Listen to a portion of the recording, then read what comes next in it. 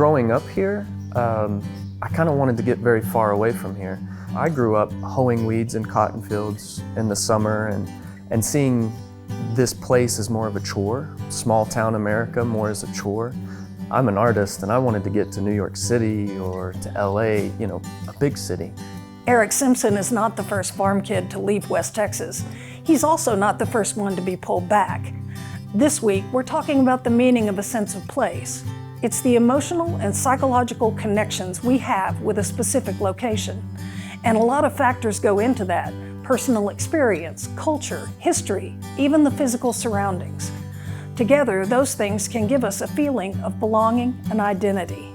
Simpson farms his family's land at Shallow Water, Texas, where they've converted some operations to agritourism, running a fall festival maze as autumn arrives. I actually began to appreciate this place more after having moved away. For me, it kind of took the first part of my life to discover actually that it means a lot to me.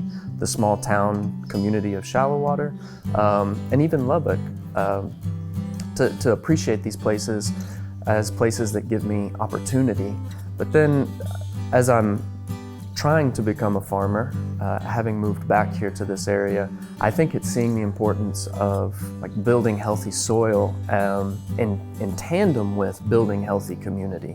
And the agritourism and the art all go hand in hand with sort of building both soil and community as one thing.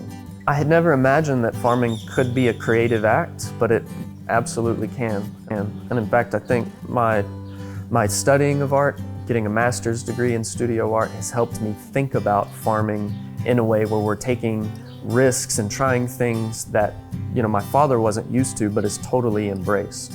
So on one hand, I think I'm seeing the act of farming through the eyes of being an artist as a creative process, where I am collaborating as if I was collaborating with another artist to make a project, but my collaborator is the land, is Mother Nature, is all of the different factors, known and unknown, weather being perhaps a big unknown, that I'm having to work with and alongside.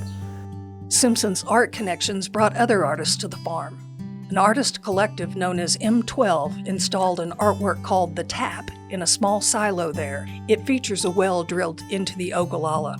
They thought of this piece as a public artwork that's almost like a pilgrimage, a place to go and have secure water. We fill small cups, and in a way we commune with each other and with the water that is giving and sustaining life here in our area.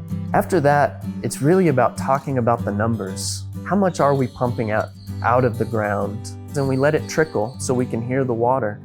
This is anxiety inducing. Every drop does count.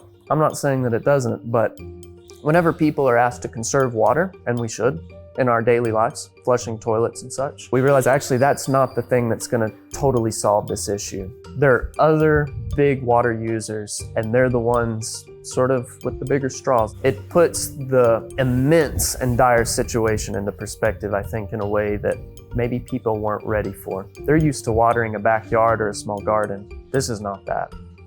What are the consequences of pumping up, millions of gallons of water, perhaps a day, for making cotton or corn grow in this area? After we go through the numbers, they realize that, oh, actually, this is nothing. But also in that conversation is the potential that one day it would deplete, that one day we'll go to the tap, open it up, and air comes out. So that was sort of the kicking off point of having art on the farm and trying to combine those two creative practices. Since then, I've also started inviting artists to come out onto the farm and utilize and have access to land in a way that they wouldn't if they're just working in their studio spaces in town. So I've had artists who come out and make artwork out in that big triangle space that we're at. I've had artists exhibit in our center pivot gallery, which is in an old grain silo that's on a pad that used to have a center pivot irrigation system. So like right now, we've got an artist who's got a great piece on the outside of the silo. His name's Jack Kraft, and actually he's a rancher in Clarendon. So I think he, like me, appreciates ranching and art just as I appreciate farming and art, and has figured out a way to blend the two. He's a guy who's from this area. He's embraced the Llano Estacado. He knows it deeply and intimately, having lived and ranched on the land. And like many of us, the horizon is a powerful aspect of the Llano Estacado. And I think as soon as he's able to get away from his mesquite trees and he sees the big open flatness, that sort of blue and yellow land to sky horizon, he says, I gotta make a piece about that. And so he put a piece of reflective material along the outside of the silo that cuts the landscape almost perfectly in half. And it's not quite a mirror, it's kind of got a dullness to it.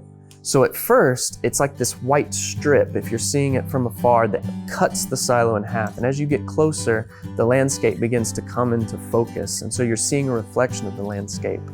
He also created slight distortions to this band that wraps around the silo, where the landscape undulates and bends and has a frequency to it. So it's almost as if he's bent the flatness of the Llano Estacado. It's very experiential, and seeing it at sunrise and sunset, or seeing the reflection of Lubbock and the city lights in the background, is a really powerful thing. And then also, as you get closer, you come into focus in relationship to the landscape. It's hard to put it in a super conceptual way other than it has an impact on you and your body as it relates to the land. You don't have to be an artist or farmer working the land to enjoy the region's land-to-sky horizon. What's your sense of place? Tell us in the comments below, and hit subscribe to follow Sustain the Plains. At Panhandle PBS, our reliable news reporting and fact-based storytelling has always been free. We're proud to offer our work for free thanks to generous support of viewers like you. If you appreciate our journalism and would like to see it continue, please consider making a donation to Panhandle PBS today.